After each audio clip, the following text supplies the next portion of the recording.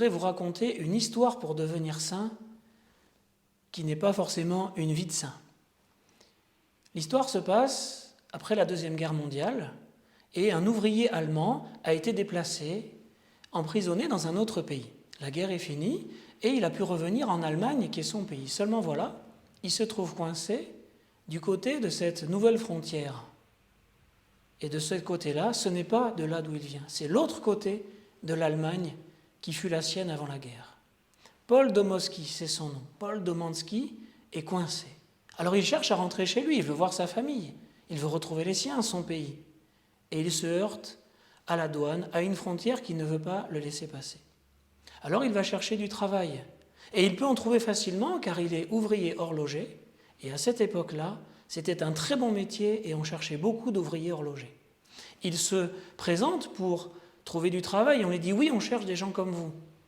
Alors, pour l'employer, on lui demande son titre de séjour. Mais il n'en a pas, car il est de l'autre côté de l'Allemagne.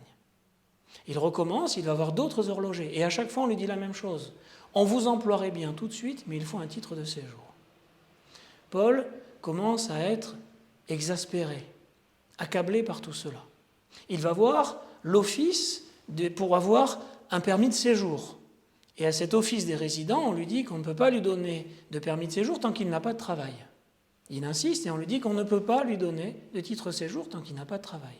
Il se rend donc à l'office du travail, une première fois, une deuxième fois, une troisième fois. Et à chaque fois, on lui dit la même chose.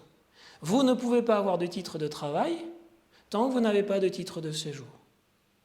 Paul Domanski est perdu. Partout où il va, on lui demande de remplir des conditions qu'il n'arrive pas à remplir. Les mois passent, son chagrin et son désespoir aussi. Il se trouve en novembre 1948 à la gare de Francfort. C'est la nuit et il pense pouvoir passer la nuit dans cet abri de fortune qui est la salle d'attente. On vient le déloger car il n'a pas de ticket de train. Et cet endroit est réservé pour ceux qui n'ont pas de ticket de train. C'en est trop. Il demande aux gardes qui sont là, qu'est-ce qui arrive de ceux qui n'ont pas de papier d'identité du tout? Et les gardes lui disent, ces gens-là, on les met en prison. Paul se recueille, il n'en peut plus de toutes ces contradictions, il a l'impression de devenir fou. Il prend ses papiers d'identité, il les déchire. Alors on le conduit dans une grande salle blanche. Ce n'est pas la première pièce de la prison, c'est l'entrée de l'hôpital psychiatrique. Et là, il explique ce qui lui arrive. Il dit, voilà, partout où je vais, on me demande des conditions que je ne peux pas remplir. On me demande un titre de séjour pour pouvoir travailler, et on me demande pour pouvoir travailler d'avoir un titre de séjour, et maintenant, on me demande d'avoir des tickets de train pour pouvoir rester ici. Est-ce que je deviens fou, ou c'est le monde qui devient fou? Cette histoire nous montre les résultats du péché.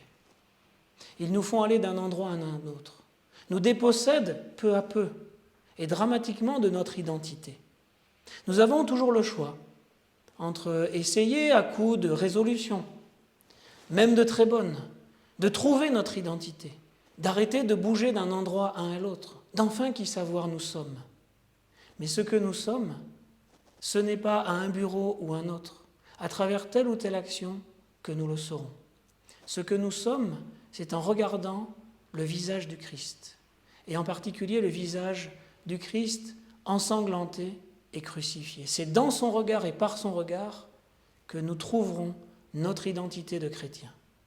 Je vous invite à rejoindre Sainte Véronique pendant la Passion, qui avec délicatesse, avec petitesse, humilité, va se pencher sur le Christ et éponger son visage ensanglanté, si bien que, comme vous le savez, elle aura gardé sur ce voile le visage du Christ.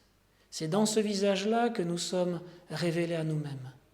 Mettons-nous sous la médiation bienfaisante de Sainte Véronique pour trouver et grandir dans notre identité de chrétien en regardant, aimant et chérissant le visage du Christ. C'est ce que je vous souhaite en ce saint temps de Carême.